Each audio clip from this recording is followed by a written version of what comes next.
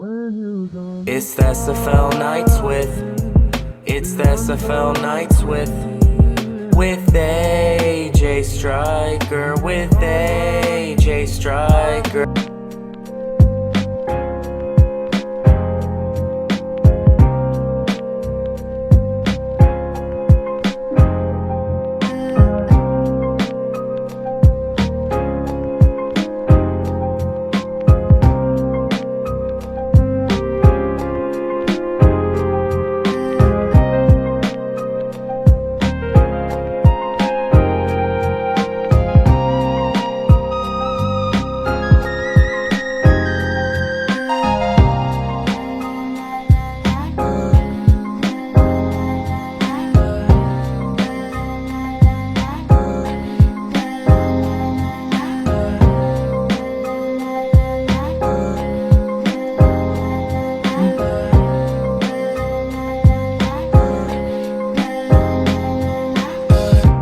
Sorry, I had to groove to that just for a little bit.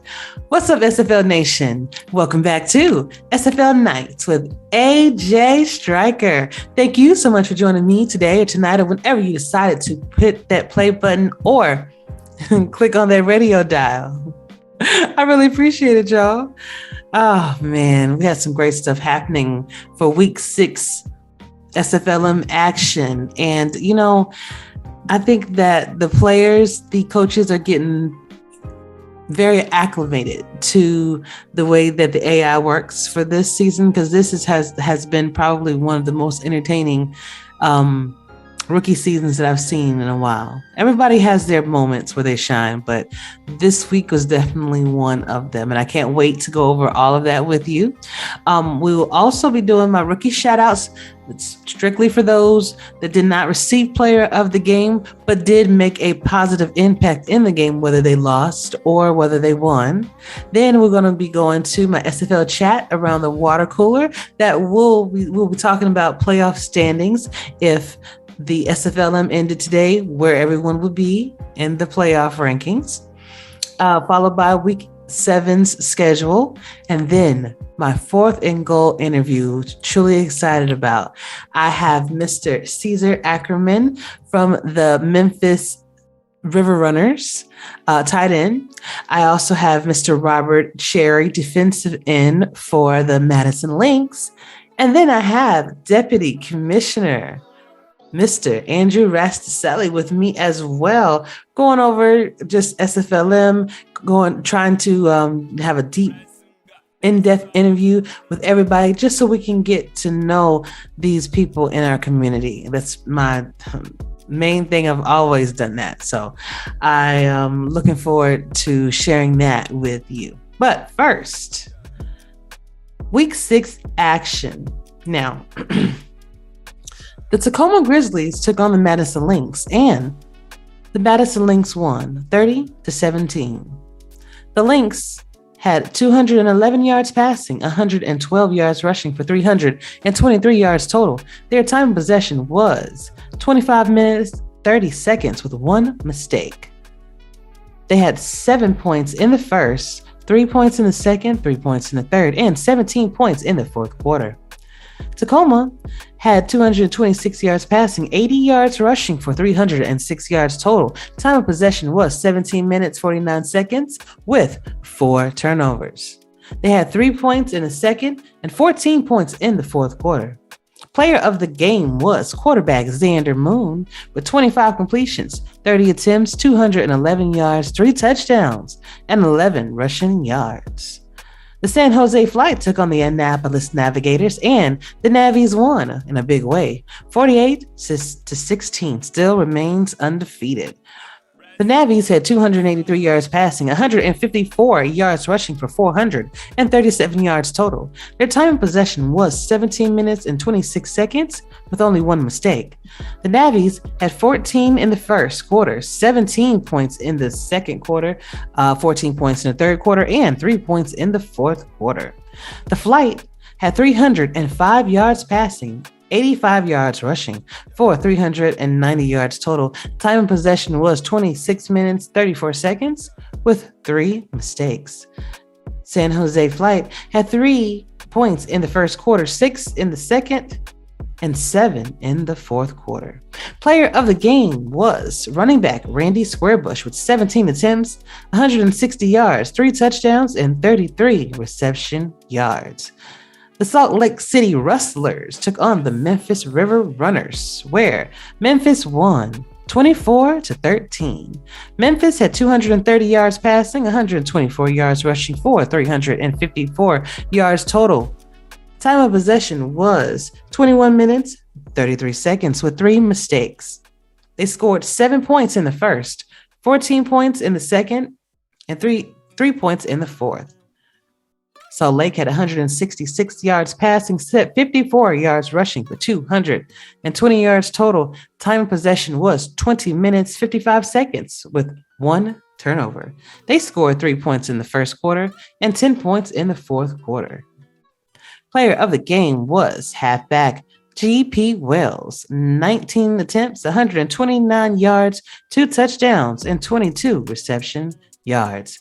And the upset of the night was the Lexington Miners taking on the Boise Mud Dogs, where Boise pulled it out, won their first game of the season, winning 20-17. Congratulations, Boise. Hey, I'm glad. I mean, Lexington, I've been there, man. I understand where y'all at. Had to get the first win off somebody, but I'm glad that Boise did not go winless. Boise had 156 yards passing, 165 yards rushing with 321 yards total. Time in possession was 22 minutes, 40 seconds with 1 turnover. They scored 3 points in the first quarter, 14 points in the third quarter, and 3 points in the fourth quarter. The Lexington Miners had 189 yards passing, 92 yards rushing for 281 yards total. Their time of possession was 21 minutes, 20 seconds with 3 turnovers. They scored 3 points in the second quarter, 7 points in the third quarter, and 7 points in the fourth quarter. Player of the game was running back Douglas Brown, 33 carries, 168 yards, 1 touchdown, 27 reception yards. So again, congratulations to all of the winners, and hopefully things will be a little bit different for everyone that were not successful this week. All right. Rookie shout outs. Sliding over to rookie shout outs. Again, for those that were not named player of the game, but did make an impact in their game, whether they won or lost. For the San Jose Flight, on the offense, I have Jay-Z Bacon. Running back, 17 carries, 59 yards, 1 touchdown, and 15 long. Quarterback, Jordan Sipe with 31 completions, 47 attempts, 305 yards. And wide receiver Logan Strange with 10 receptions, 109 yards, 22 long, averaging 10 yards per reception. On the defense, strong safety Bryant James with 10 tackles and 2 tackles for loss, and linebacker Sean Robinson with 5 tackles and 3 assists. For Annapolis, offense, quarterback Gene Struthers with 20 completions out of 25 attempts, 80 yards,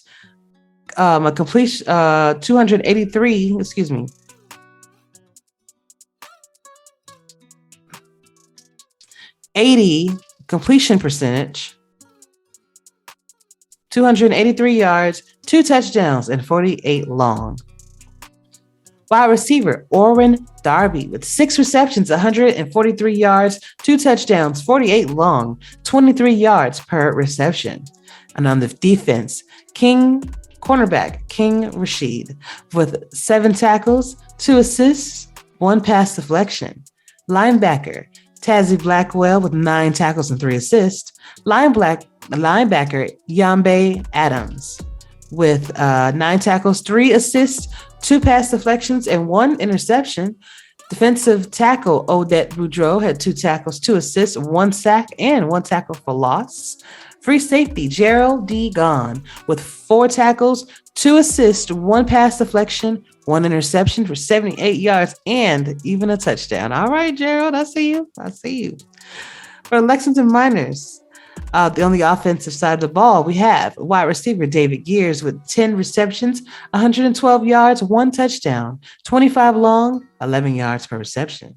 And on defense, Linebacker, Forrest Dalton, 15 tackles. 15 tackles? 2 assists, 1 tackle for loss. And strong safety, Isabella Blackwell with 8 tackles, 5 assists, 1 tackle for loss, 1 interception, 13 yards, 13 long. Oh, he was busy over there in Lexington, huh? Boise, Boise. On the offensive side of the ball, tight end Kyle Storm with 2 receptions, 32 yards, 1 touchdown, 18 long, 16 yards per reception. And on defense, strong safety Dante Grimm with 17 tackles, 2 assists, 1 tackle for loss, 1 pass deflection, 2 interceptions, 45 long. Cornerback Don Fletcher with 7 tackles and 1 assist. And the defensive end Anthony Strover with 1 tackle, 1 assist, 1 sack, 1 tackle for loss. Tacoma. Offense, wide receiver Mike Savage with 8 receptions, 107 yards, 1 reception touchdown, 33 long, 13 yards per reception. Wide receiver Shane Kaufman with 6 receptions, 38 yards, 1 touchdown, 11 long, and 6 yards per reception. Defense, strong safety Frank Bernstein, 12 tackles, 3 assists, 2 tackles for loss. Defensive end Jaden Taylor with 3 tackles, 1 assist, 1 sack, 1 tackle for loss. Linebacker Dabson Bugnut. Interesting names. 6 tackles, 1 assist, 2 tackles for loss. If I ever have you on my show, you're going to have to explain that name to me. I know it means something. You got to. Madison, offense. Tight end Scott Fowle, 5 receptions, 37 yards, 1 touchdown, 15 long, 7 yards per reception. Wide receiver Charlie Baker, 4 receptions, 48 long, 1 touchdown, 48 yards, 1 touchdown, 27 long, and 12 yards per reception. Defense, free safety Michael Lister with 6 tackles, 2 assists, 2 pass deflections, 2 interceptions, 17 yards, and 13 long. Strong safety Adrian Blaine, 7 tackles, 1 tackle for loss, 1 interception, and 17 yards. 1 interception for 17 yards. Cornerback Enzo Bolts, 4 tackles, 1 assist, 1 pass deflection, 1 forced fumble. Kicker Alec Finley, 3 field goals made, 3 field goals attempted, 47 long. Salt Lake offense. Kicker Jordan Bradshaw with 2 field goals attempted, 2 field goals made for 43 long. And defense, cornerback Derek Law, 2 tackles, 1 tackle for loss, 1 pass deflection, 2 interceptions for 86 yards, and 1 touchdown. Congratulations. Linebacker Bogey Barr with 12 tackles, 2 assists, 5 tackles for loss. Strong safety Frank Cluster, 5 tackles, 2 assists, and 1 tackle for loss. Memphis offense. Quarterback Cyrus Jive. I love his name, Cyrus Jive. 24 completions, 33 attempts, 230 yards, 1 touchdown. Quarterback percentage of 72. Completion percentage of 72.73. Wide receiver Israel Adams with 4 receptions, 50 reception yards, 1 reception touchdown, and 32 long with averaging 32 yards per reception. Defense, I have linebacker Matt Anderson with 10 tackles, 5 assists, 1 tackle for loss, 3 pass deflections. And linebacker Saeed Gore with 8 tackles, 1 assist, and 1 tackle for loss. Now remember, if you don't hear your name, do not be discouraged. I'm sure you have plenty of time to get your name on this list, all right? Speaking of lists and things of that nature, we have the SFL chat around the water cooler. Now, if you want to get more information about the SFLm, the SFL, major leagues, minor leagues, any articles, any direct links to our podcast, things of that nature, community content. Excuse me. Then please visit our website at www.simulationfl.net.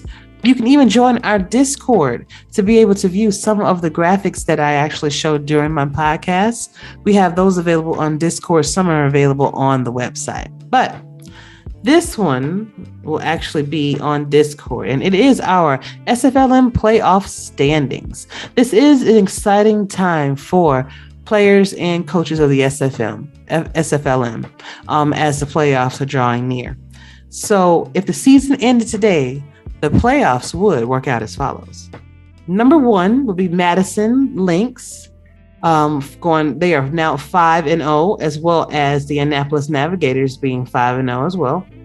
Followed by Tacoma and Memphis, both coming in at 3-3. Rounding things off, and actually they still have a chance, still it can be in the hunt. Anything can happen any given sim day. The Lexington Miners is number 5 with 2-3. Salt Lake City sitting at number 6 with 2-3. San Jose Flight sitting at number 7, 2-4. And Boise and Ottawa are both sitting at 1-4, rounding off the 8th and 9 positions. And Boise I imagine was in the 9th spot last week.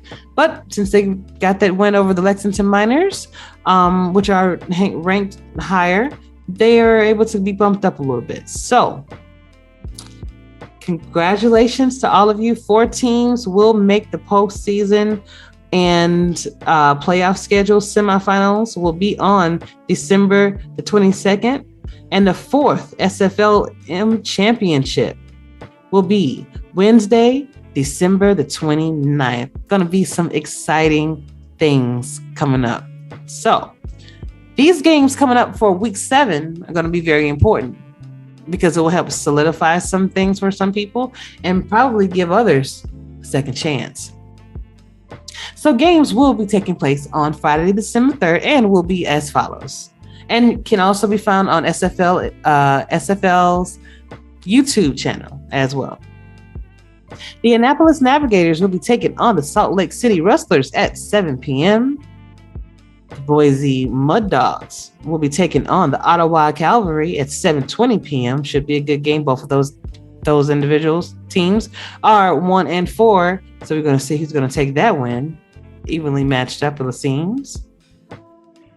Then the Madison Lynx will be taking on the Lexington Miners at 9 p.m., followed by the Tacoma Grizzlies taking on the Memphis River Runners at 9:20.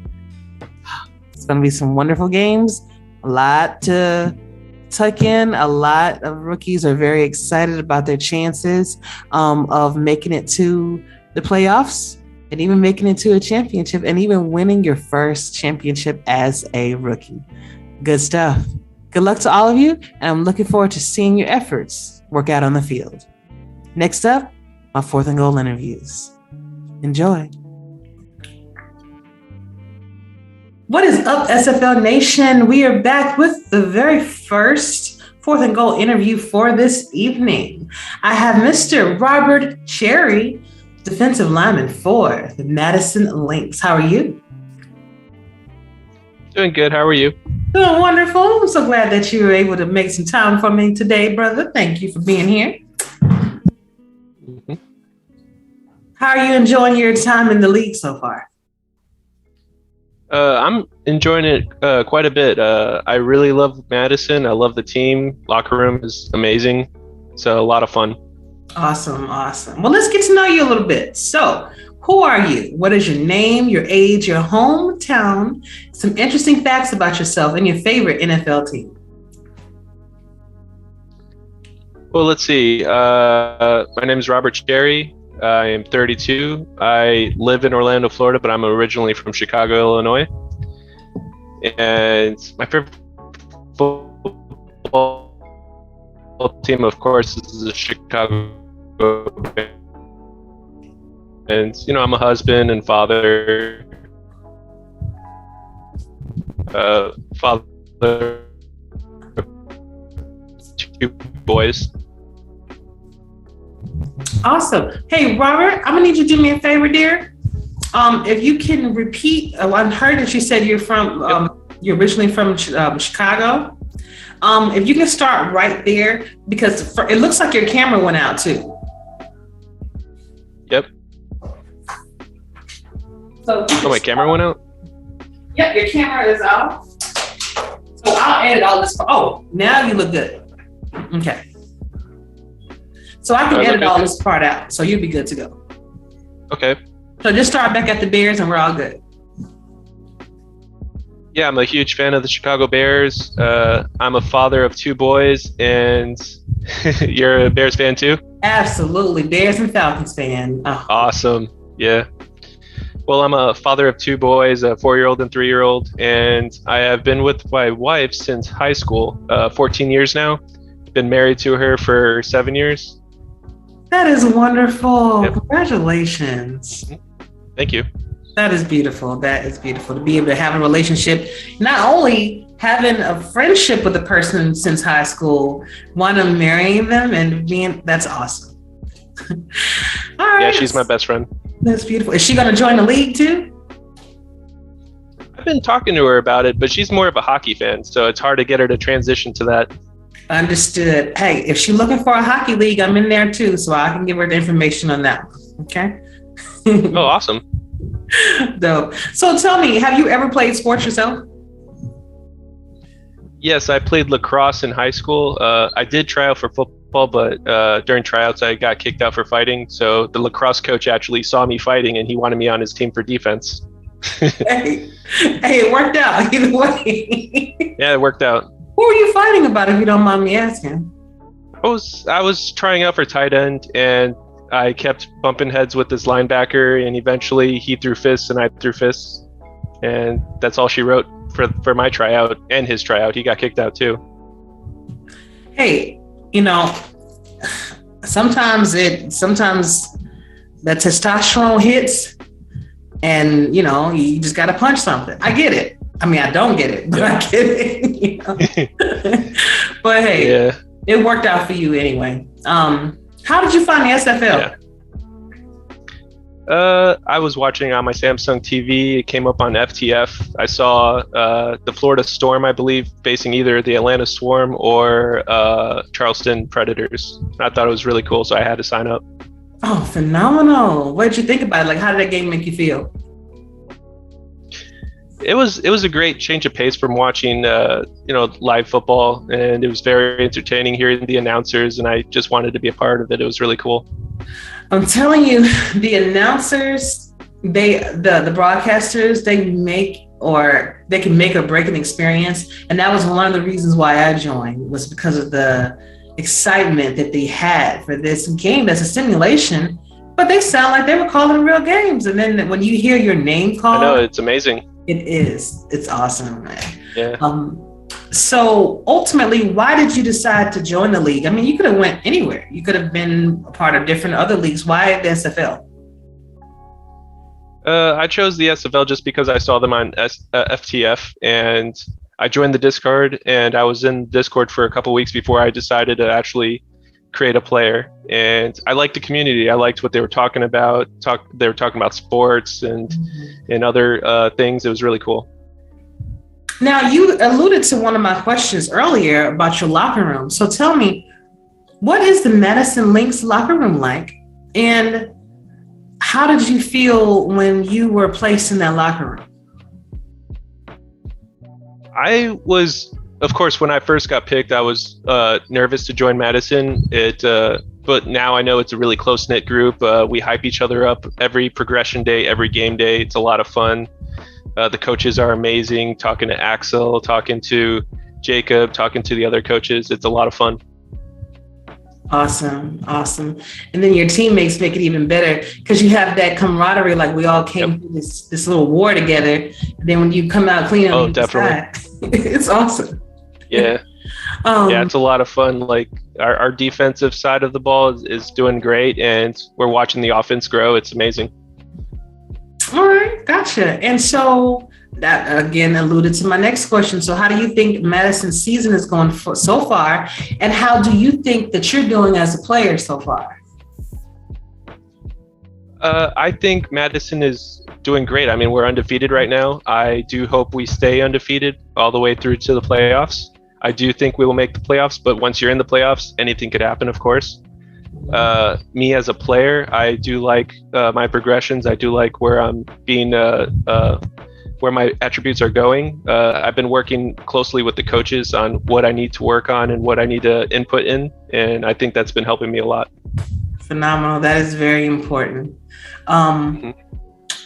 So why did you choose that particular position? Was it that was all that was offered to you, or was this defensive lineman position something that you really wanted to be? That's what I decided to pick. I did consider tight end, but I did like to be in the trenches, be a D lineman, move bodies, get sacks. I like that idea, get tackles for losses. That's what I wanted to do. Okay, gotcha. What do you plan on improving upon with your player? With my player, I think I need to improve on my pass rush a little more. But of course, I need to speak with my coaches. They know what's best for me, so I generally follow what they tell me to do. Phenomenal. Okay. So tell me, do you plan on being involved in the league in any other aspect besides being a player? So scouting, stats, broadcasting, anything of that nature? I do plan on getting into scouting, and I believe that is the stepping stone going into other aspects of the SFL, like maybe getting into analytics, the stats, maybe getting into broadcasting, and eventually I would like to be an owner, but I know that takes time. It takes a lot of learning the processes, so I do plan on coaching one day too. So I'm excited to see where I could go with this. Absolutely. I am too. And I think the best way for you to start, if you're going to do that, is probably start off in the minors. Be a coach, perhaps, of the Madison Lynx, maybe. That would be awesome. Right? And then other opportunities will present themselves, because you never know. But when you have that experience, it definitely shows. And when you have the will to want to do something too, that makes you a lot more attractive to teams during draft. Speaking of the draft, what are your expectations from the team that will draft you? I'm hoping I go to a defensive-minded team. Something that I strive for is to be the best defensive player out there, best defensive lineman out there, and I hope that the team I go to has that defensive mind, that wanting to be the best defense out there and push for the playoffs, get into the championship. That's what I would like out of the team. Awesome. So what kind of personality will you bring to someone's locker room? A very positive personality. I'm always cheerful, always trying to pump people up and get the team excited. And I think I'll bring that to the team. Okay. Gotcha. How easy, this is one question I'm kind of adding. How easy was the process for you joining the Discord to being selected as your position that you wanted, and then being put on a team? Like, how easy or how difficult was that process? It was fairly easy. I think the longest part was just me not noticing the Discord giving me the notifications, hey, do this next. If I was on top of Discord, I would have been in a lot quicker. Got it. So just pay a little bit more attention to Discord. It's kind of like the advice that you would have for new rookies coming in. Yeah, if you want in, just put yourself in there and just keep an eye on the Discord. Okay, awesome. Last question for you. Name a goal that you have for the SFL and for real life that you would like to see accomplished by this time next year. I'd like to continue my goal that I have right now in the minors. I'd like to get a sack a game. That's my goal. There's no guarantee I'll hit that. Like I didn't hit that last game against Tacoma, but I would like to carry that into the SFL and focus on sacks and tackles for losses. In real life, I would like to get promoted soon, hopefully. Right now I'm a coordinator. I'd like to get promoted to manager at my company. Nice. And I think it'll be good things for me if I get to that next level. All right. Phenomenal. It looks like I skipped over one question though. If a team wanted to select you at a different position, would you accept or decline that offer? Like, are you tied to the defensive position or defensive lineman, I should say, or if somebody wanted to pick you up as a cornerback or any other position, would you be willing to switch?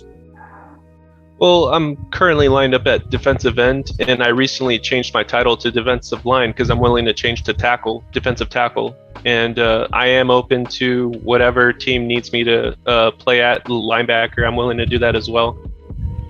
All right, Robert. Wonderful, wonderful. Well, I invite you to come back whenever you want to.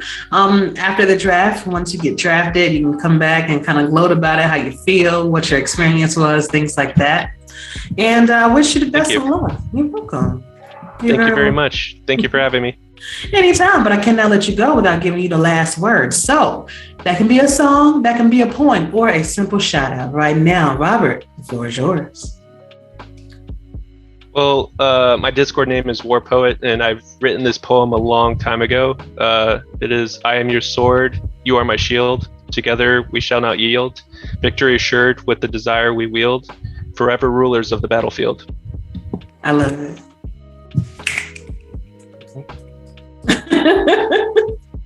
I like that a lot, dear. And I like how you just came up with, like, you just ready because you knew what I was going to ask. I love it.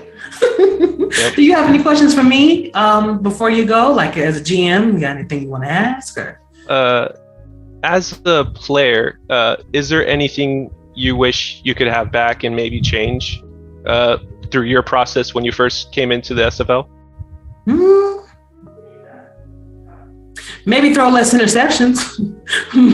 But I mean, honestly, the way I came into the league, I was supposed to be a wide receiver. I even signed up to be a defensive end. But when Tulsa Dion approached me, he wanted me to be his quarterback. And being the first female quarterback of the league was something that excited me. So I went ahead and did it. And honestly, I don't think that I would have done it any other way.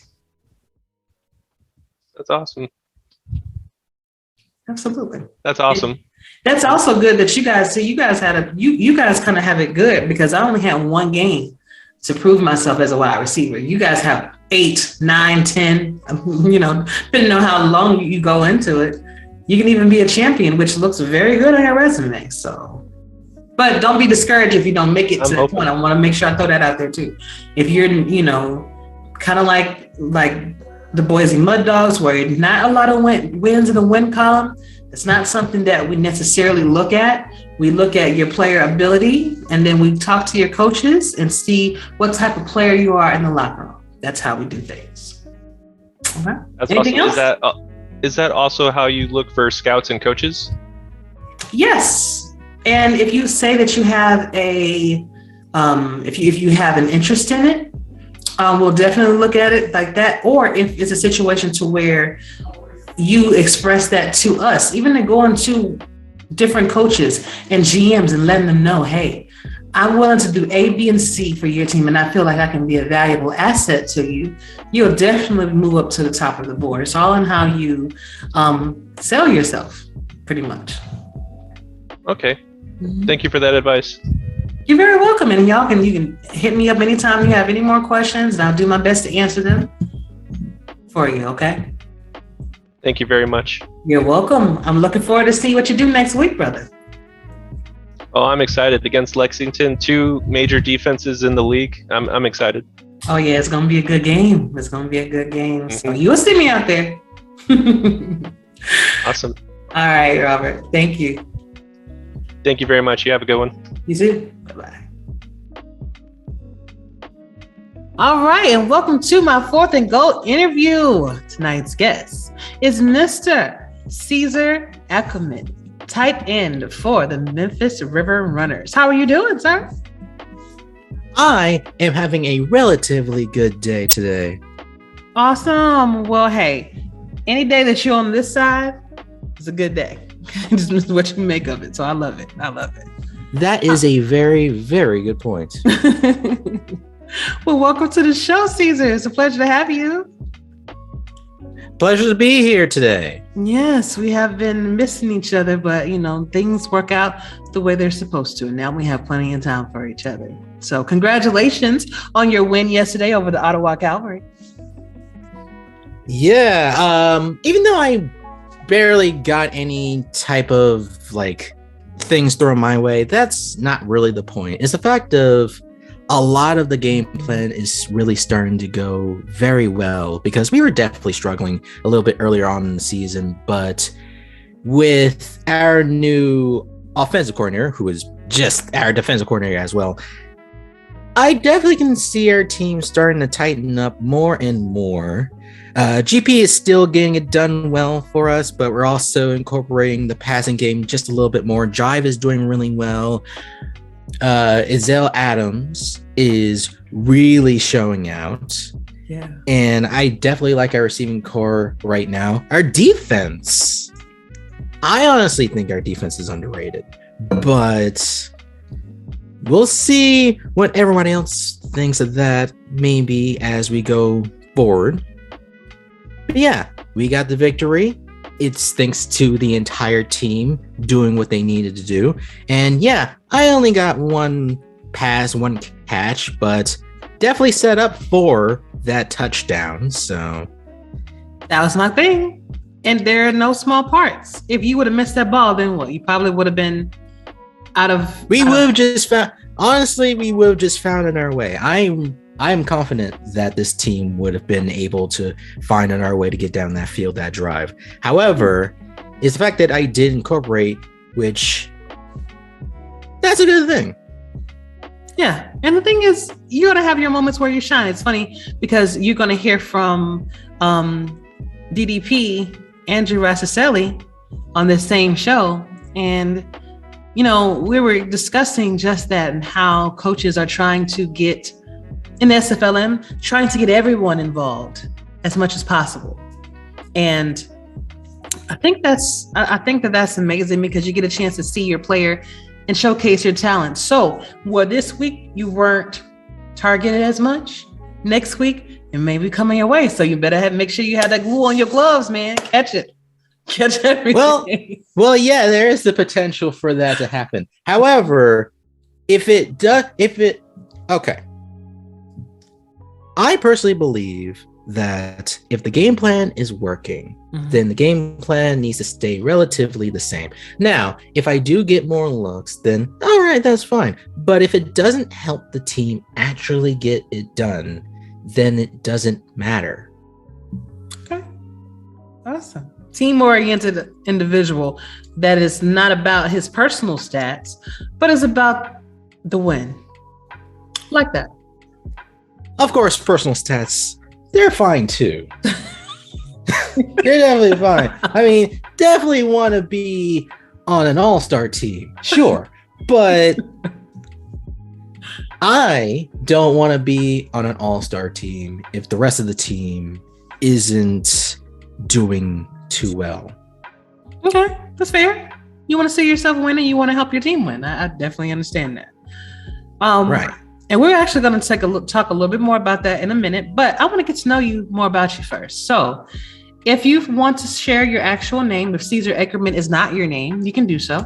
But I would like to know your age, your hometown, some interesting facts about yourself, and then your favorite NFL team. All right. So obviously Cesar Ackerman is not my real name. My real name is Andre. I am from the South. I am in Prattville, which is a town in Alabama. I am 24, 25 next month. Fun fact, my birthday is on December 30th, the exact same day as the draft. That'd be. I am not lying. That is full on true. Nice. As for interesting things about me, I consider myself somewhat of a jack of all trades. Obviously not all trades. I don't know how to do sewing. I don't know how to sew or anything like that. But I try my hand at certain things like writing, I sometimes make some graphics. I run my own simulation fed similar to Nighthawk24, who is one of my big inspirations for that. He's the entire reason why I do that in the first place. Nice. Besides that, yeah, I'm just somebody who likes being creative in a lot of different ways. Very interesting, because that could definitely come in handy when you're drafted on your birthday. That would be a nice gift, to be able to say, "Hey, all right, let's hold." Yeah, but let's hold off a little bit. I'm not going to be one of those people who just automatically assume that, I'm going to go in the first. I'm going to be the guy that's going to be in the headlights. No, I'm not going to assume something like that. No one should. No one should. And keep a humble point of view on it. I like it. I love it. Being humble is a good thing, because going in the first round would be pretty good, but I'm going to hold off on assuming things here. Okay. And that's fair. So with that said, who's your favorite football team? NFL team? The Atlanta Falcons. Hey!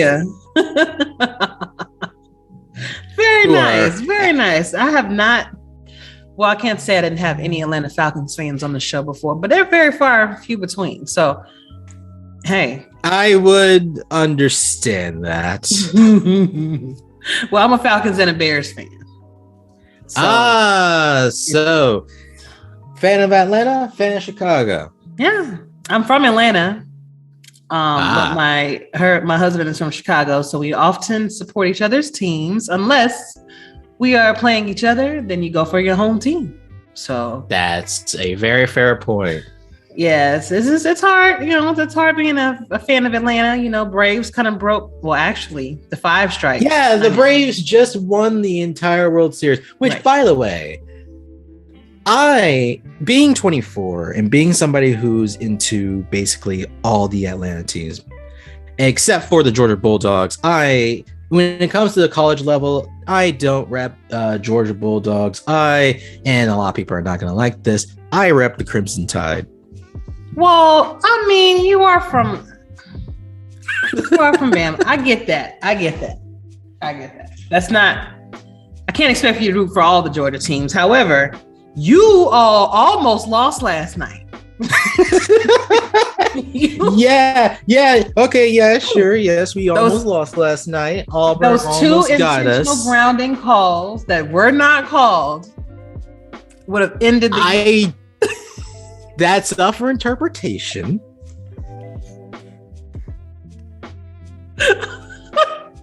But hey, we'll see you guys next week.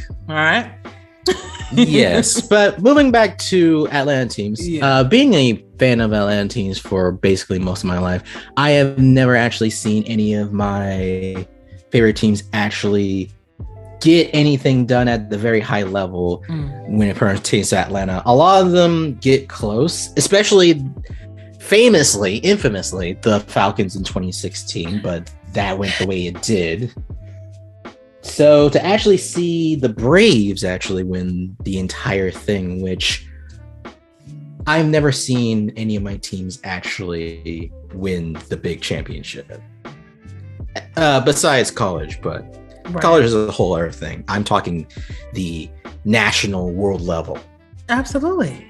And it just gives your team a little jolt of hope, when you finally see that you can win, that you can be some of those top caliber within the top caliber teams in the conversations that are often spoken about them. So it's awesome. But tell me, have you ever played sports before?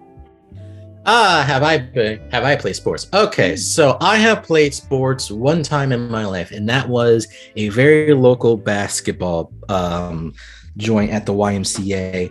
However, I'm not the most athletic type of person, so our team wasn't good. I wasn't good. It was not a good time, but at the very least, I got out there and I did something fun that spring. There you go. And I there was also football, which I almost got into. I was trying to be a center, surprisingly.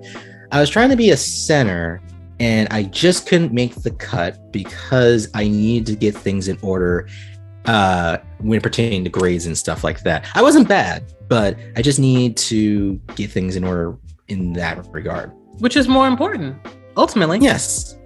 So I definitely understand that. I respect that. I do. Right. How did you find out about the SFL in the first place?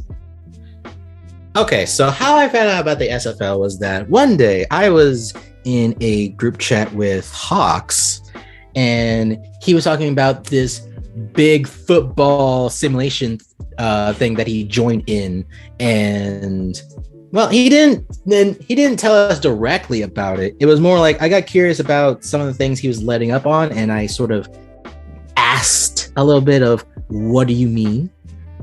And once he started talking about it, I started understanding what he was trying to say. I looked into it myself. I saw that this is very fun, and I decided I'm going to jump in. And I jumped in, and initially I was trying to see if I could potentially be a running back. However, all the spots were filled. So I went with the next best thing, which was tight end. Awesome. Actually, do I want to say this here about the draft? You can say whatever you want to say. Well, I am very heavily pushing towards entering the draft, trying to get drafted as a fullback. Interesting. But we'll see on that. That was actually going to be one of my questions anyway, and I can kind of, head to that question right now, because some teams may not be looking for a tight end, so they would want to draft you at a different position. Fullback could be something that you may think about. Is there any other position that you may consider, or would fullback be the only one? Okay, that opens up quite a bit of different avenues.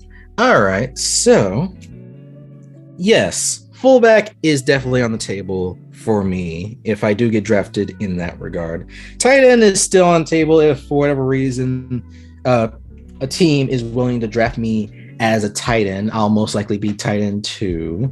And I don't know whether I will make use of that new 2-way contract that was just brought in recently. But besides tight end and besides fullback, another position I was looking towards is perhaps, and I think I'm the right size for it, wide receiver. However, that's a bit of a stretch, just a little bit of a stretch. My guy is definitely on the more pound side of things. So understandably, since I am currently a tight end and with the run blocking that I have, it would make sense for me to go to fullback instead of going anywhere else. If anything, if I were to go to a different position besides tight end and fullback, it would probably have to be somewhere on the O-line. Yeah, I will say this. Fullback is definitely an opening. O-line is a guaranteed pickup because everyone needs to pad that O-lineman, and what you'll find out a little bit later, kind of segue into this with Rasticelli's interview, is that as an O-lineman, you have the potential to actually control 2 players. So you can progress 2 players. One will be 1 week, and then you can progress the other one. But you will be in control of actually 2 players. So you're getting 2 for the price of 1. So that's something to think about, and I just found that out myself. So I felt like that is amazing information to know if that's the route you decide to go. But dope. That's definitely news to me. So, hey, it's something to consider, my love. And as of right now, well, before I ask that, I should ask you, do you remember the very first game you watched for the SFLm or SFL period? And how did it make you feel? Okay, so I believe that the first game I watched for the SFLm was the first game that I was in. Ironically, because I did watch highlights. What I did was when I actually looked into the SFL when I was initially getting in, I looked at highlights, which were the top 10 plays of the week that was on YouTube. Right. And I saw the I saw the game that was on there, which was a game I didn't hear of, and I looked into it. I actually found an article about the SFL and you guys basically running on this game and one of the big pioneers of this game as well, which was definitely interesting for me. It's a little unique thing, a little unique sort of section that you guys occupy that no one else really does. But yes, I looked into the top 10 plays, and that was one of the big reasons that I jumped in, besides, of course, a lot of people from the nation doing so as well. And so the first real game that I sat down and watched was the game that I was a part of, where it was us Memphis against Tacoma Grizzlies. It was the first game of the last season, and we shut them out. And it was definitely... I would actually turn around and say that was probably not the best type of first game, because that put my expectations high when the rest of our season wasn't. Gotcha. Honestly, I prefer the back and forths because it's much more fun to watch. However, I don't just throw away the games where we are dominating. I mean, look at yesterday. We were dominating there, and I was having fun seeing a whole bunch of people on our team doing really well. That's my fun now. I didn't think the same way last year, but I've definitely sort of came into the mentality of we are all trying to get better so that a team up there in the SFL will look at us and they'll try to snap us in the draft. Because I want to see people around me get drafted. I want to see Drive potentially go to a team soon. I'm not sure how much QB spaces there are, but I want to see Drive go up. I want to see GP go. I know GP's going in the draft. I'm sure he's going in the draft because GP... maybe he's not the best running back. I think Squarebush is also pretty good in some regards, but GP is in a class of his own. I'm sure he's going to go up. I know he will. I can see Isaiah Adams possibly going up. Maybe if he doesn't go up, then he's going to be the main guy in Memphis next year, which I'm still going to watch Memphis next year, even if I go up, because I'm dedicated to this team. I'm dedicated to the SFLm Memphis River Runners because it's the team that I came to. And so I kind of have a little bit of a kinship there. Absolutely. Speaking of the Memphis River Runners, how would you rate their season overall as of right now? And what is your locker room like? Right now, and I didn't make mention of this in our locker room, right now, we are in the thick of the playoff run. I will say that it was a little bit rough the last few weeks because we were starting to really slip down further and further. I mean, we definitely wasn't bad by any means. We had the team that is capable. It's just we weren't able to get anything done. Now we are. And I can definitely rate our current season that we have the opportunity to make the playoffs. I'm sure of it. If we don't, then that's fine too. We have a good season. The last two games that we played were pretty good. And it really showed how well every individual piece of this team can be. However, I really think we can get there. Of course, we still have the two big teams up there, the undefeated behemoths in Madison and Annapolis. But besides that, I honestly believe that we are in a pretty good position to get it done. Hopefully.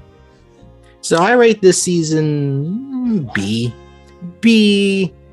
Not a minus, not a plus, just plain old B. Gotcha. And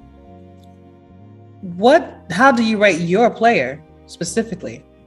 Through the progression process, all of that. How do I rate my player? Well, I can definitely say that my player is definitely top five tight ends. Okay. Probably like around 4, maybe 3, but definitely good player. Definitely going to have a lot of fun sooner or later, potentially. Okay, gotcha. With the current game plan, even though I'm not really seeing much of anything, I still think my player is pretty good. After all, look at the big catch that he had in the first quarter that set up for our first touchdown. That shows that, even though not really getting much done, when the focus is on me, just for a little bit, I can definitely change the game. I can. I would think so.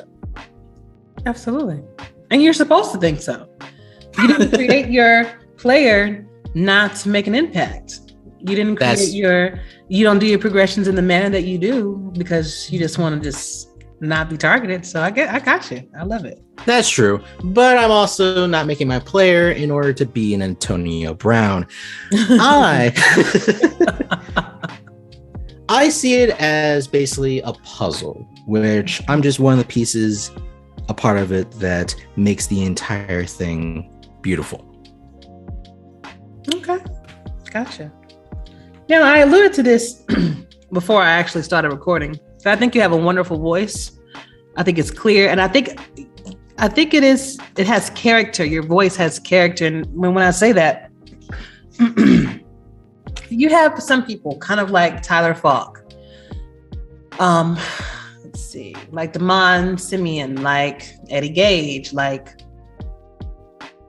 even T-Roy Gaines. There's a certain cadence or certain tones that each individual broadcaster has that can bring life and bring excitement to the game that you're watching. And I think that you definitely possess that voice, maybe because you've often practiced it in your EFED, but it's very clear, it's very exciting to listen to. So I'm wondering, since I know that you love doing graphics, things like that, and love writing, I can see you definitely being a part of our creative team for the league, things of that nature. But have you ever thought about being a broadcaster for us, or perhaps working stats or things like that? The only minor issue with potentially being a broadcaster, because I have thought about it, the only issue pertaining to that is just my work schedule. I work retail, and in retail, they have very insane hours, including right now specifically, just because we just came out of Black Friday and holidays is coming up. So with that, sadly, I don't think I would be able to get it done. If I were to be a broadcaster, I don't think I would be consistent. I wouldn't want to cause any issues for the people who sets up who does broadcasting and when, just because my schedule is a mess. Gotcha. And that's respectable. I think it should be noted that when you're signing up to be a broadcaster, you're not necessarily required to call every single game. I believe they want to kind of work it out to where people can have that rest. So maybe you may call it maybe twice a month, something like that. So if you are definitely interested, and of course with your job and things like that, I'm sure if you let Mike Dax know that you do have an interest, but this is your set schedule, as long as you make your tryout and things like that, and they know that you have a knack for it, a talent for it, or even an interest in it, I think that they'd be able to work with you, because I've heard different people call. Some people call a lot more games than others because of their availability. Some people are only able to call one. But I just think it'd be nice for you to do that if the opportunity ever presented itself. With a couple more questions for you. So, what are your expectations from the team that may draft you this year? The only expectation that I have is let me be maybe not a major reason, but at the very least, not a minor reason as to helping the team succeed, which I said a little bit before that I potentially may go into the draft as a fullback. Mhm. One of my main reasons for saying that is because, well, if I do get drafted to a team that has a really good halfback, for example, then I would definitely want to be a person that would be able to help the halfback potentially get open and get downfield potentially by setting up that type of play. If I do have to like hatch in the backfield as a fullback to sort of trick the defense into thinking that, oh, it's going to go to the halfback. Oh, maybe it's going to go to wide receivers. No, it's going to the fullback, which I will admit, when I thought about going to fullback, I did look up clips of like NFL fullbacks from all the way back in the day when the fullback position was at its peak. I mean, there's still good fullbacks in the NFL today, but when the position was very much a center of the offense. Well, not a center, but still a good portion of the offense. I also talked to Corey Mizu not that long ago about his experience as a fullback in the SFL. And hearing about his experiences with that definitely made me a little bit more excited to be a fullback as well. Gotcha. Okay. And what type of personality will you be bringing into someone's locker room? Kind of sell yourself for a minute. What?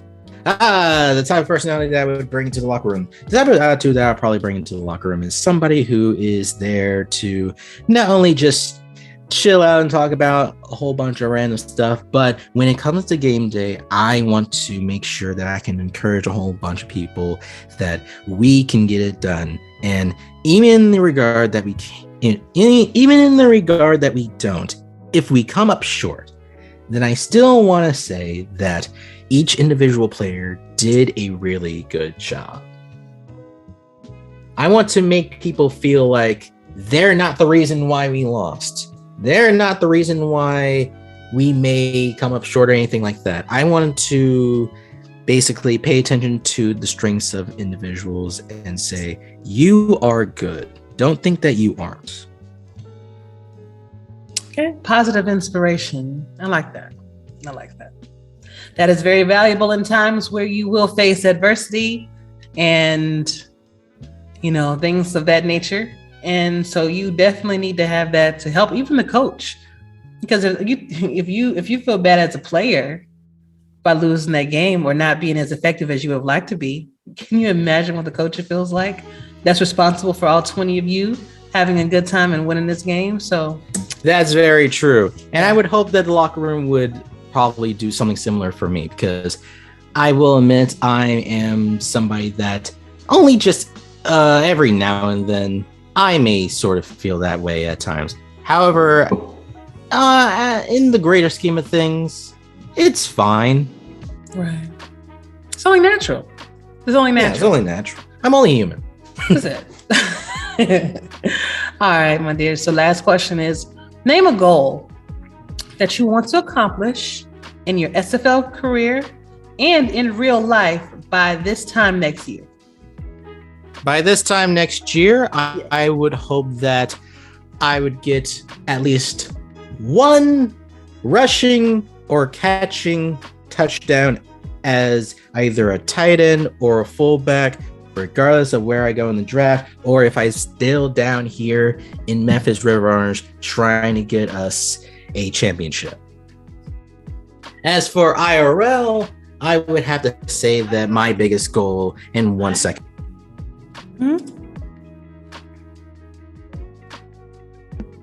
I would say my in real goal, my apologies, It's okay. would be, I think, just be better than I am right now. Just improve. Okay. Good stuff. We will definitely go back over that. Hopefully this time next year we'll be, well, before then, I'm hoping that you'll be on the show before then, but I definitely want to revisit this goal and see if you accomplished what you set out for. All right. All right. Cesar, it was a pleasure meeting you. It was a pleasure having you on the show and getting to know you. Do you have any questions for me before I let you go? Not necessarily. However, may I give a little bit of a shout out? Absolutely, because I'm going to give you the floor. So, do that. The floor is yours. Okay, now for my shout outs, I do have to say congratulations to boys for getting their first win of the season. I know my man Diamond Blackwell's over there getting it actually done there. I saw a sack from Diamond yesterday. That was really good. I was actually in a VC with him and a whole bunch of others, and he popped off when that happened. It was funny, but it made me smile just a little bit. I also have to give props to Adrian Blaine over in Madison. Him getting a pick yesterday. Mm-hmm. That was amazing, fun to watch as well. I also have to give shout outs to other individuals off of the other teams, especially Isabella. And of course, I can't go without giving a shout out, of course, to the man up there, Florida Storm, Stephen Black, Justice Blackwell, those guys over there. Y'all do great as well. I'm hoping that you guys possibly get a championship next year. However, if I do get drafted to a team and you guys face off against our team, I'll be happy if you guys get it done, but I'll be rooting for all the people that are on my team. And that's a good thing. But you'll notice being a part of this community.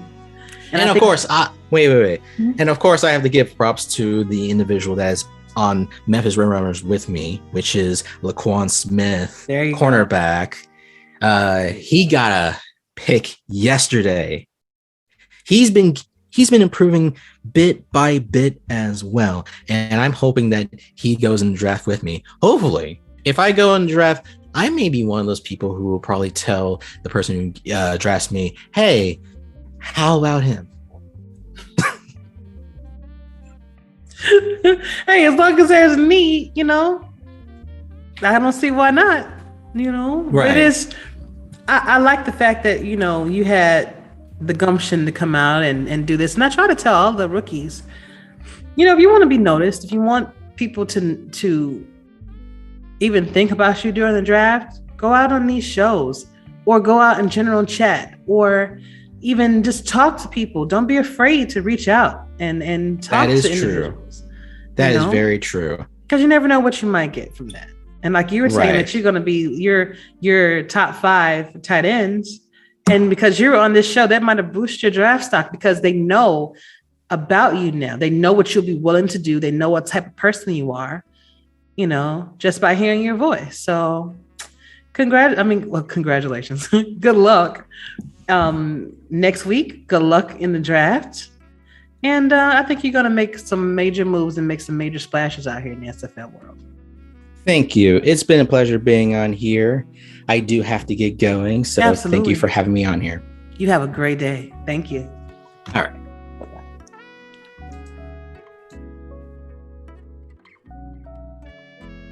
What is up, SFL Nation? And welcome back to my 4th and Goal interview with the man, the myth, the legend, Deputy Commissioner, Mr. Andrew Rastaselli. How are you doing? I'm doing well. Thank you. Thanks for having me. Well, you're very welcome. I remember when I first started, I always had an issue with your name. And I was like, oh my gosh, am I saying this right? Now I feel more confident. It's very phonetic. Literally said as it's spelled. I don't know. I just want to pronounce it with a French accent for some reason. I don't know. Well, I'm Italian, so. Okay. I love it. Do you speak Italian? No. Oh, dang it. So my grandfather knew a few words that he would say randomly, but that was pretty much it. And it was things like eat and hooray. It was pretty low key stuff. Eat is very important. That's a good word to learn. But hey, welcome back to the show, my dear. And let's start off with for those that don't know much about you, Andrew. We have a lot of new people in the league. A lot of people probably didn't hear our podcast the last time I had you on. So tell us about yourself. Who are you as a man? So your age, hometown, interesting fact about yourself. Sure. And who is your favorite NFL team? Please don't say Green Bay. It's not Green Bay. But however, my wife's favorite team is Green Bay. Oh. I grew up outside of Philly, and so I moved there when I was 6, and I lived there until I was 21. So it was very formative. So that's why all my favorite sports teams are Philadelphia based. I'm 38. I have a son who is 7 years old. He is not interested in sports. That's fine. He is interested in video games, so we've figured that out at least. I do IT for a living. I'm currently pursuing a cybersecurity degree because I never finished college.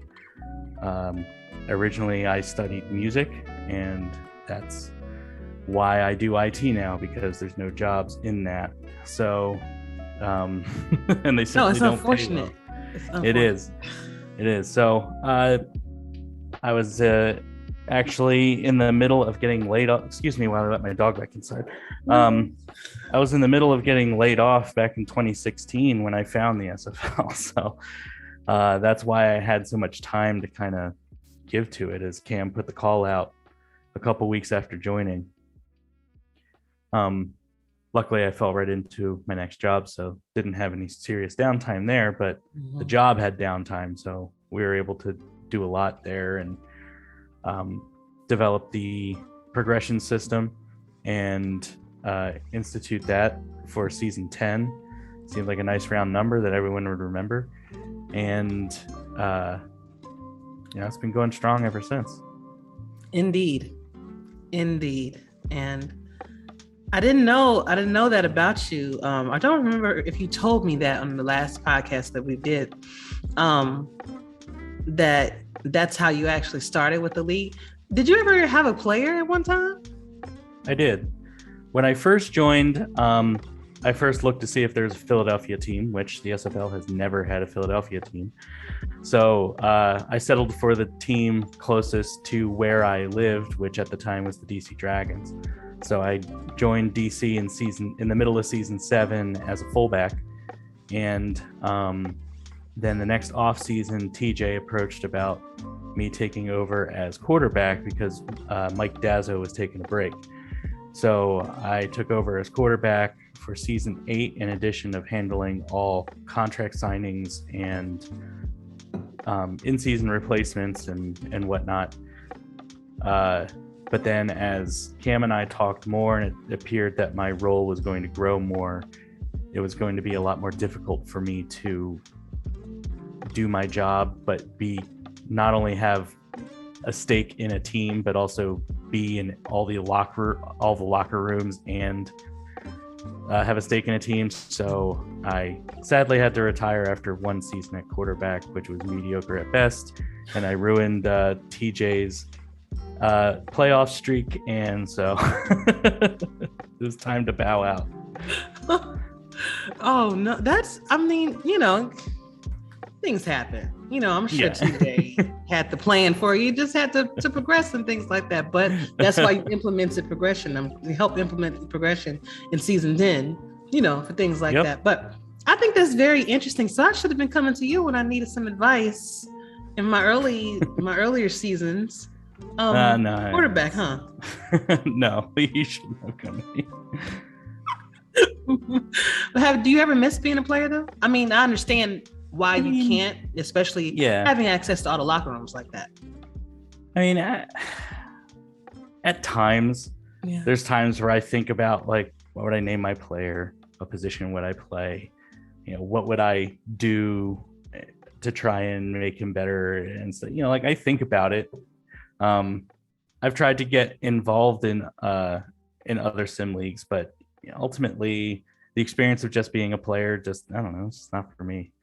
I need more out of it, I guess. I like, I do dungeon mastering for Dungeons and Dragons for a group, so it's like I guess I like being in control of the game and kind of like seeing how the rules play out. And then with this, it's like being able to help kind of build systems like the SFLm and the rookie system and stuff like that's the stuff where I get excited about. So speaking of that, let's go into that.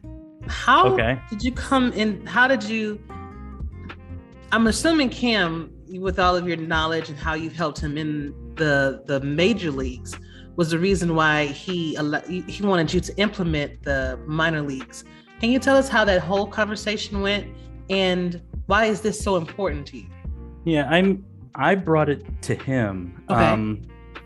We had briefly talked about it, and there were always rumblings in general where people are like, "Oh man, we wish there was like a feeder league or college league or or minor league," and it was always about bodies. We just didn't have enough people to participate to make it worthwhile. You have to fill at least 4 teams with enough star players where the gameplay on the field is fun to watch.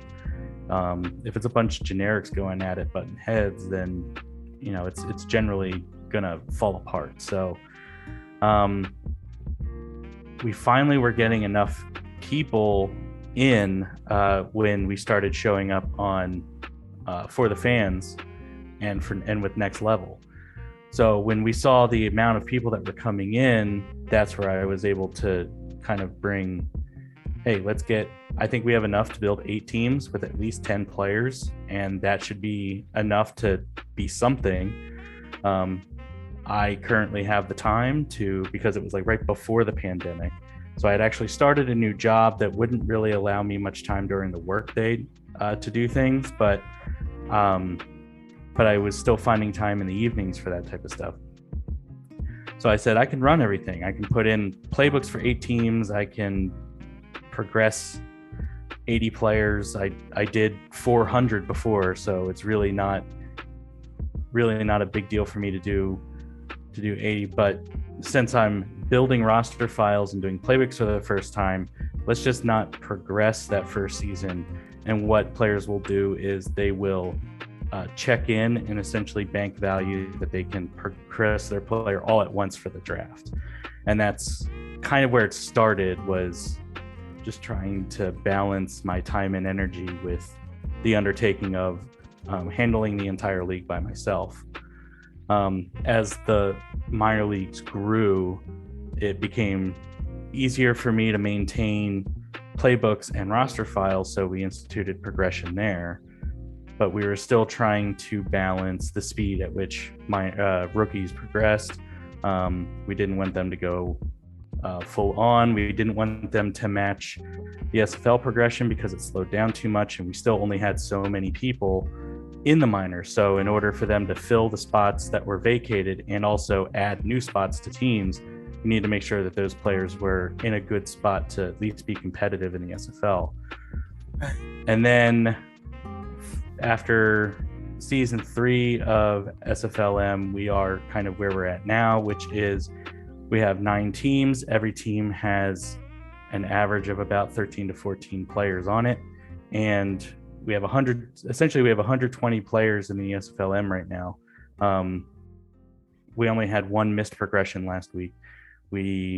A couple weeks ago, we lost 7 players to inactivity and lack of subscription, but then they were immediately replaced a week later.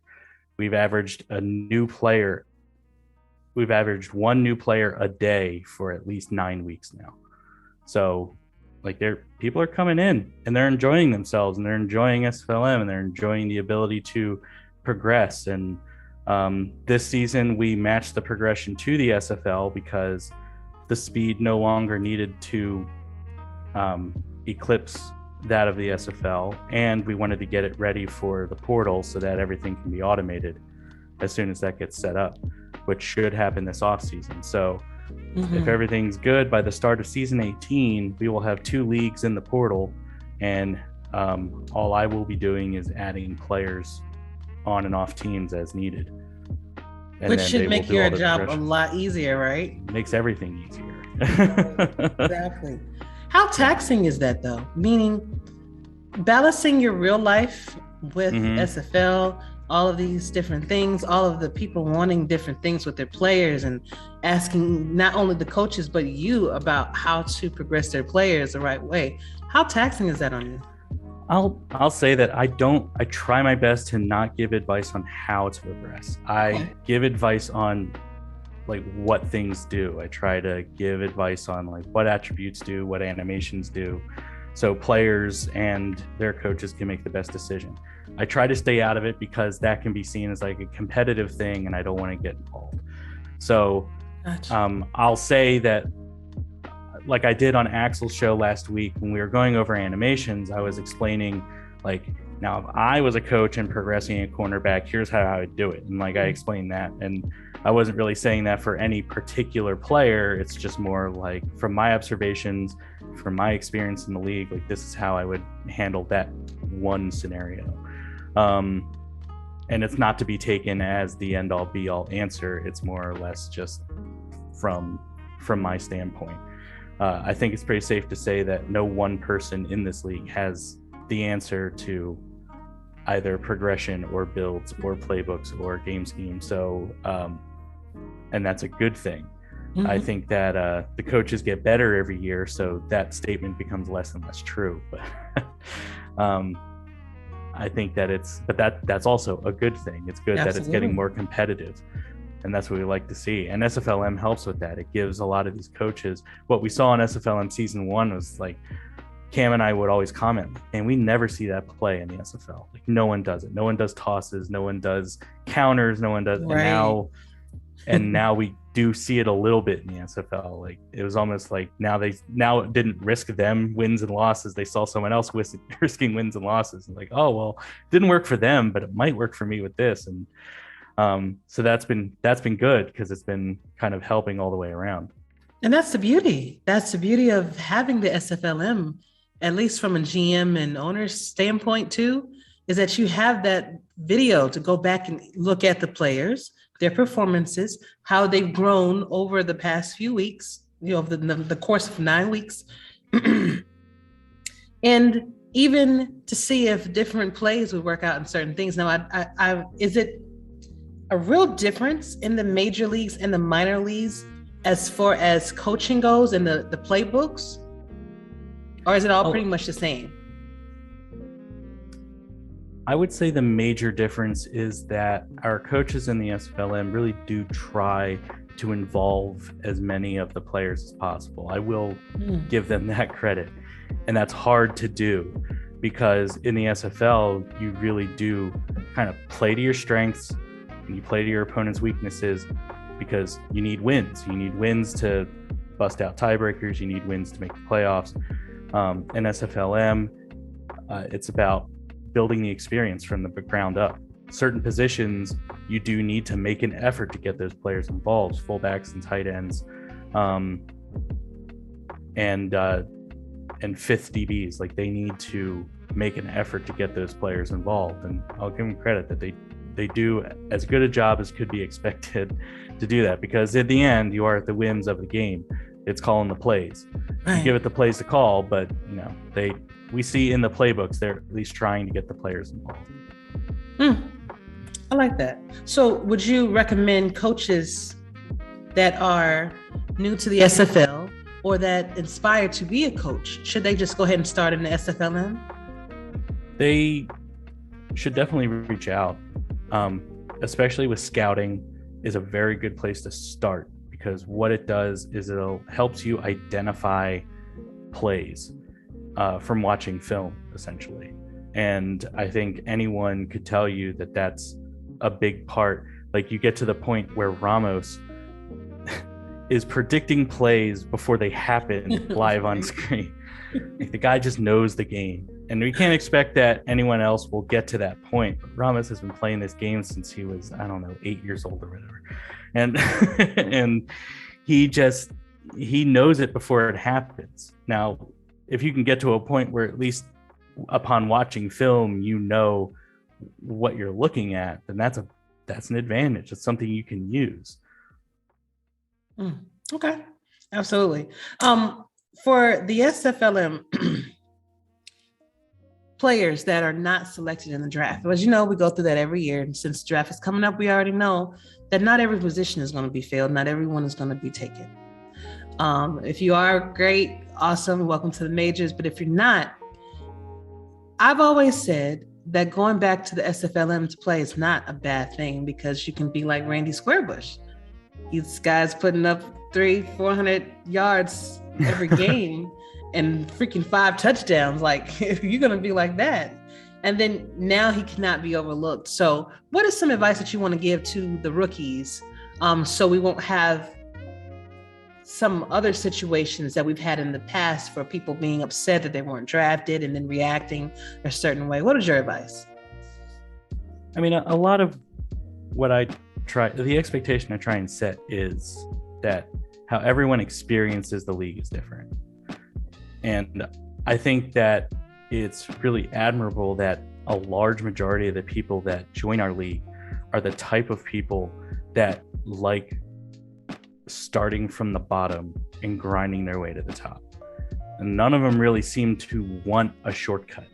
They seem to want to say, oh man, back in my first season, you know, I didn't have such and such, you know, like it kind of helps them build that legacy rather than having things kind of given to them. And we've seen that grind and that repetitiveness of coming in and really building a player and a legacy from the ground up is what keeps people here.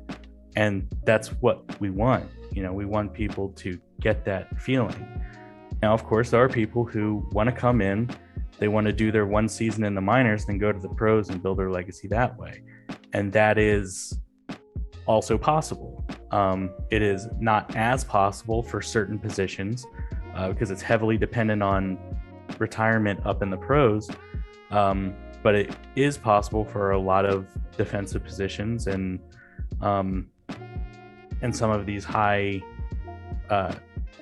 requested positions like offensive line and fullback. They're not as glamorous on a stat page or even in a broadcast. So some people come in and they just like being part of a team and being that support structure of being on a team, and also providing they like showing like, look, my guy made that block for Squarebush and now he's off to the races.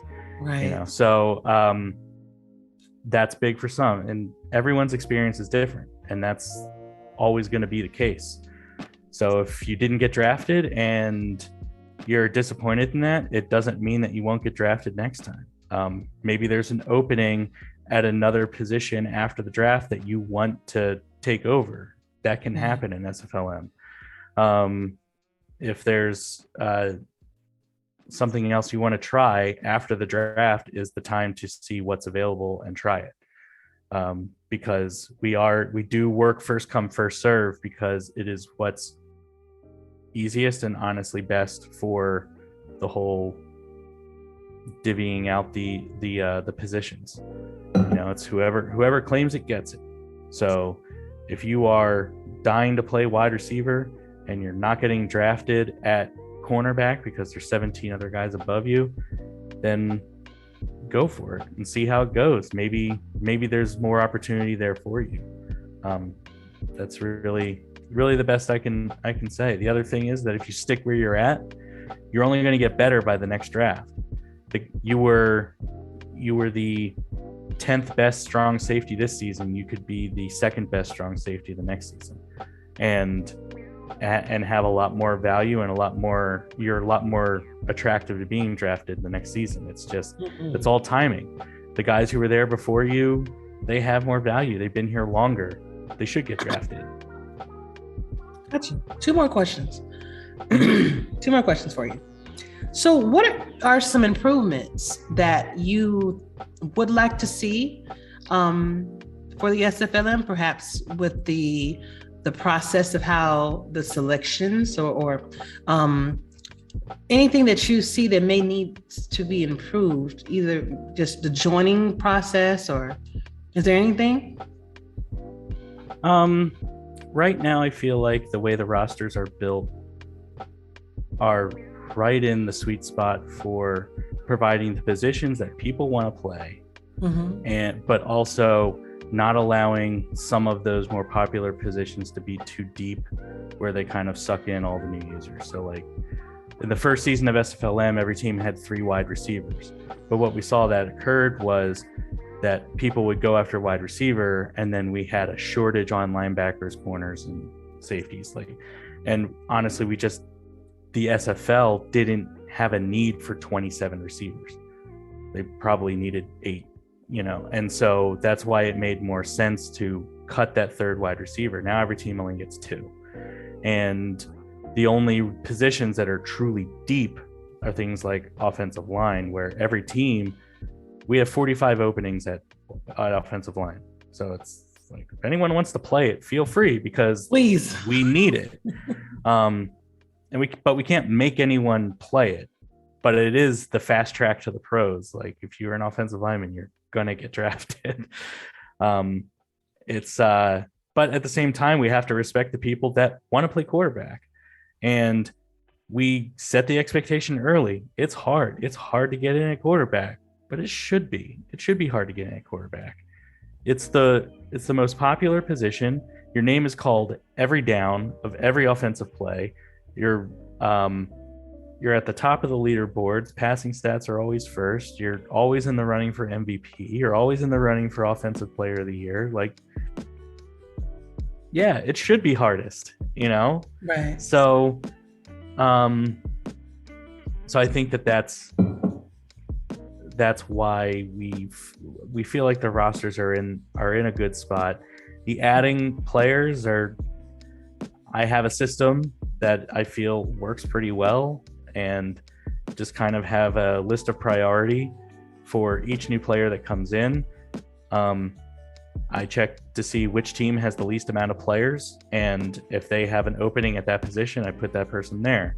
If they don't, then I go, okay, which team has more players than that team, but maybe they don't have enough defenders compared to everyone else, and then they go there. Like I have this whole kind of list of priorities I go through to try and make it as equal as possible. I like to think I'm doing a good job. Right. Doing that. You have been. I like to ask that question just to see if there's anything, because everyone that I have been talking to, all of the rookies, they love the draft process. They love the process of actually coming into the league. I often ask, was it easy? Is there anything that you could improve on? And they often tell me no, and so that's how I know that you're taking the time out to think about things, almost like chess moves. If this happens, then I have to be ready for what comes down the line. And it seems like you and Cam both are very good at planning. I know you can't plan for everything, but you do a good job. I know I said one more, but I always do this. Offensive lineman. Mm-hmm. Why do you think that's such an unattractive position? And do you think that there is a way for us to make it more enticing for people? Perhaps broadcasters can start maybe calling out the offensive line, especially when they notice a great block or things like that? I would say that the broadcasters already do make an effort to do that. And but they're hamstrung by the view the game provides us. So the offensive linemen are only ever shown to us sideways. So their number and their name are never really there. And you kind of have to know that the formation might be flipped, or that the guy is the center, and it's like a shell game. Like if you're focused on that center, you have to watch him if you're going to call his name for a block, because if he moves behind someone else, now you don't know who is who. So it's difficult. You can really only see which offensive lineman is which if the camera is behind the quarterback, and you can really only do it maybe on a replay. because the broadcast view is only from the side of the field. That's hard. They do as good a job as we could expect them to do in that. Coaches would really be the best people when going back and watching film to go to their offensive lineman and say, hey, I saw you make a great play. Here's the clip, or here's the timestamp, or here, like, watch what you did. It was really good. I think that would help, but that's also hard for them because they have to know. You already have enough to do. Yeah. Right. Offensive linemen already have maxed out stamina that is not progressible. It's just the game even knows, like, these guys should never come off the field, but the roster provides, they're 3 deep at every position except center. I don't know why 2K decided that these guys would almost never come off the field, but then open up the rosters to have so much depth at those positions. And then stats.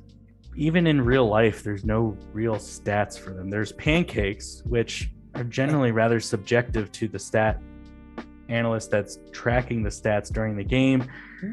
So, and then the game doesn't track them. So it would be one that we would have to go back in and manually try to track, but without really having a way of checking who is on the field at what position and actually is pancaking the guy. Like, it's hard. So the position is just kind of hamstrung for those kind of luxuries that all the other positions get. Right. All of the other positions get it. Only offensive linemen don't. But offensive linemen are the only ones that have the luxury of progressing 2 players.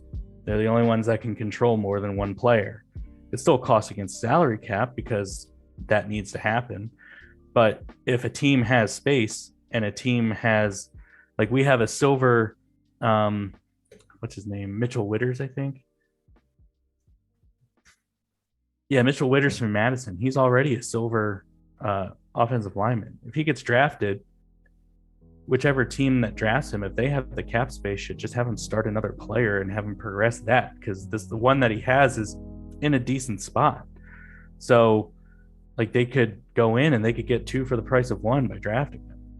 So, and really you can get that from any offensive lineman.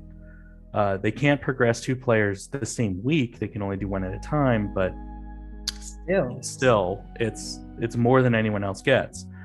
And I think that that's honestly the best solution we truly have at the moment for trying to give offensive linemen something more where they generally have so much less.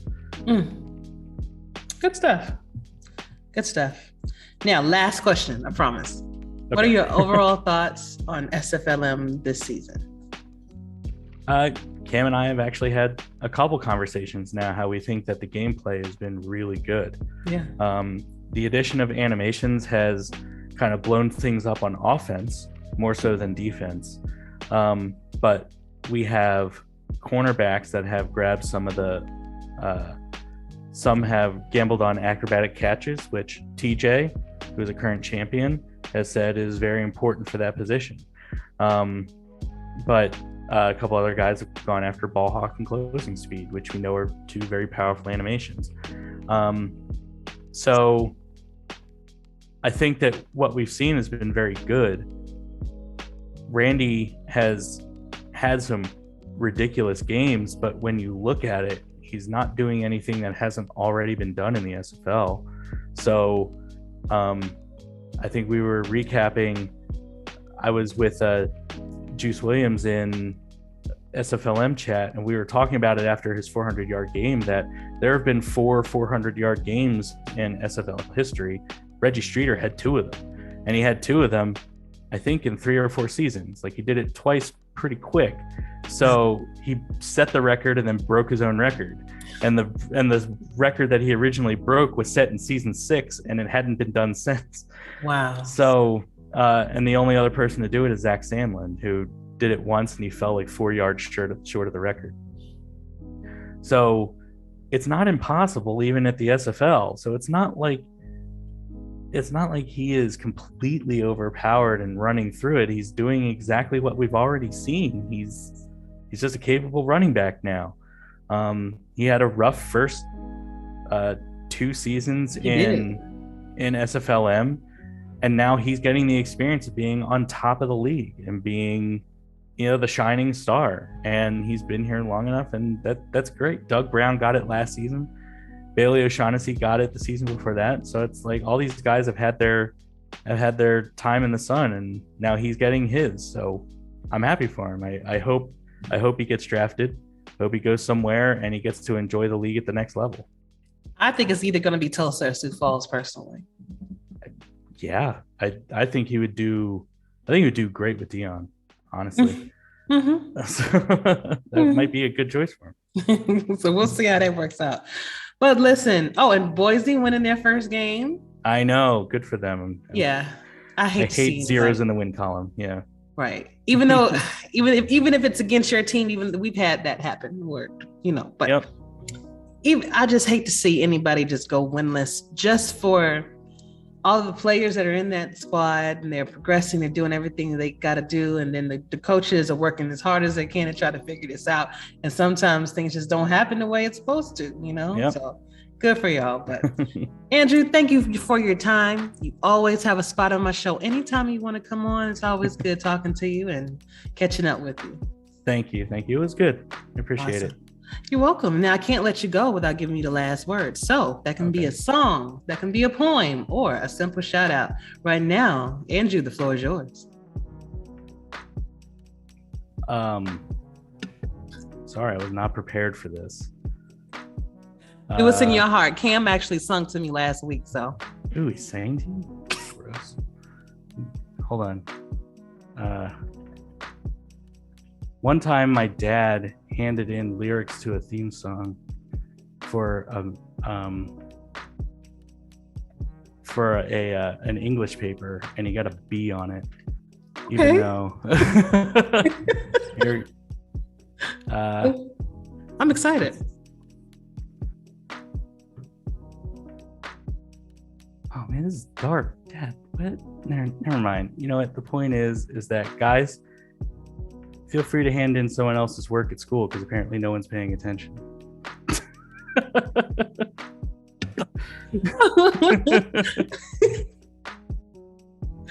Oh, great. Now all of the school children are going to be doing just that. All right. Andrew, thank you so much for being on. I really appreciate you. Absolutely. Thank you. Anytime. Bye-bye. All right, and that is it. Thank you so much for joining me. I really appreciate it. Special shout out goes out to Cesar Ackerman, to Robert Cherry, and to Andrew Rasticelli for being on the show. I really appreciate your time, gentlemen. I also want to remind you guys that SFLm honors voting has commenced. Take a look at the form, fill out who you think deserves it. And I wish all of the nominees the best of luck. All right. I am looking forward to bringing you another great podcast next week. But until then, y'all, stay safe, treat each other well. For Andrew, Cesar, Robert, Striker,